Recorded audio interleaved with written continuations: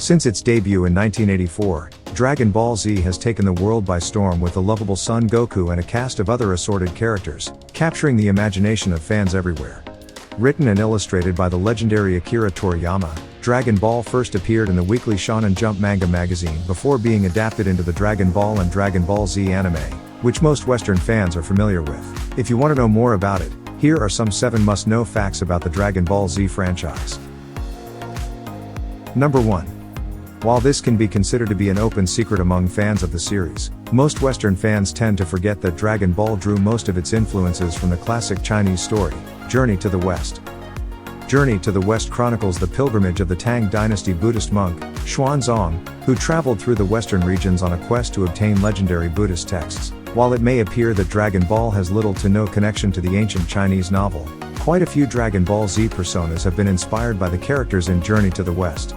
For example, it can be clearly seen that Goku was heavily influenced by the Monkey King in Journey to the West, as can be seen by his playful characteristics, monkey tail and trademark power pole that can change its shape and size to meet Goku's needs. Also, as we all know, Goku is joined by a cast of eclectic companions like Krillin and Oolong as he goes on his journey to collect the 7 Dragon Balls. This draws comparisons to the monk being accompanied by the Monkey King and an anthropomorphic pig as he goes on his pilgrimage to the West. While the series was heavily influenced by Journey to the West early on, Dragon Ball Z eventually found its own identity, as the plot and characters were developed in their own way. Number 2. This may be a strange one, but for all his formidable powers and skills, Goku has only killed 2 people throughout the course of the entire series. As a main character, Goku gets into some pretty intense fights on his journey and faces down evil characters on a regular basis. Thus, we were quite surprised by this fact. The first opponent to be killed by Goku was Yakon during the opening stages of the Buu saga. Yakon was one of Babidi's minions who were trying to free Majin Buu. He is a green-colored monster with a large claw and a Majin symbol on his chest. During the initial stages of the fight, Yakon had the upper hand against Goku, surprising him with his large claw and his ability to absorb energy. Yakon was also able to hold his own against Goku in Saiyan form, by absorbing Goku's light. However, Yakon was defeated when Goku turned the henchman's ability against himself. By overloading Yakon with light energy, Goku managed to kill Yakon by making him explode. The next opponent that Goku killed in a fight was Kid Buu. The main antagonist of the Kid Buu saga, Kid Buu is Majin Buu's true and original form.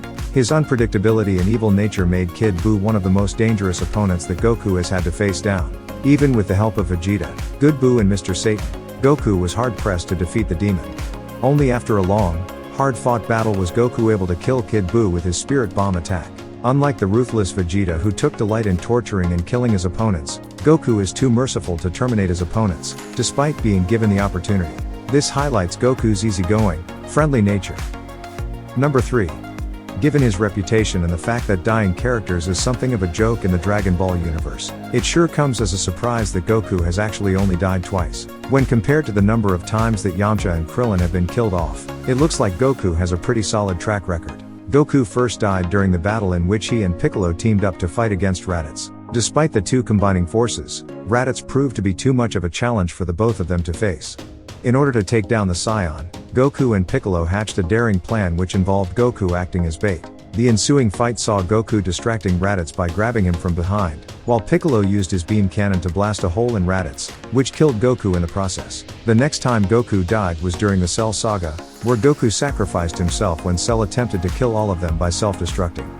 In order to protect his friends, Goku uses instant transmission to teleport himself to King Kai's planet where he was caught in the blast. In both instances, we can see that Goku was willing to lay down his life so that his friends may survive.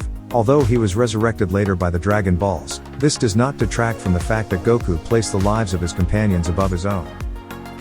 Number 4. It's hard to imagine Dragon Ball Z without Vegeta, who is regarded as one of the most powerful characters in the Dragon Ball canon. However, believe it or not, Vegeta was originally intended to be a disposable villain who would be killed off fairly quickly after being defeated. However, Vegeta proved popular with fans who demanded that the Saiyan Prince be kept on. The producers listened to the fans and brought a softer side to Vegeta, with the introduction of his relationship with Bulma than Son Trunks. Number 5. Fighting robots and cyborgs have always been a part of anime culture in general. This means that while the android saga of Dragon Ball Z had the Z fighters going against a few androids, the comparison to the Terminator franchise would have been unfounded. However, the saga kicks off with a time traveler from an apocalyptic future warning that machines are going to kill off humanity unless that future is averted. Add in an unstoppable antagonist with a heavy, Austrian accent and you've got the plot to the first Terminator movie. As we delve deeper into the storyline, you notice that a future Gohan a la John Connor is leading a suspiciously familiar resistance movement against a race of unstoppable, killer robots that are wiping out humanity. Number 6. All fans of the Dragon Ball Z franchise know and love the long, drawn-out roars of power that can last for more or less 5 minutes during any intense battle scenes. However, aside from doing unspeakable damage to their throats and vocal cords, voice actors have actually passed out from exertion. Sean Schemmel, the voice behind Goku, has noted that he actually shouted himself into unconsciousness on several occasions. Number 7. Older episodes of Dragon Ball Z were previously criticized for being overly long and loaded with filler content. The first battle between Goku and Frieza had close to a whopping 4 hours of screen time, and one clear example of this, what with the 5-minute warning given by Frieza. Fortunately, some later iterations of Dragon Ball featured fast, intense, hard-hitting fights that left audiences breathless. So, there you have it, 10 fun facts about Dragon Ball Z that you need to know about, especially if you are fans of the franchise.